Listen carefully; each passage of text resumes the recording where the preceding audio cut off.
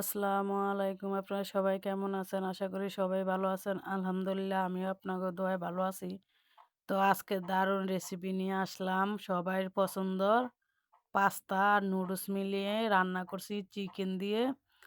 সাথে আছে চিকেন, ডিম দিয়ে সুন্দর করে পাস্তা, নুডলস মিলিয়ে রান্না করছি। তো আমার এই রেসিপিটা কেমন হয় সেটা কমেন্টে জানিয়ে দিবেন।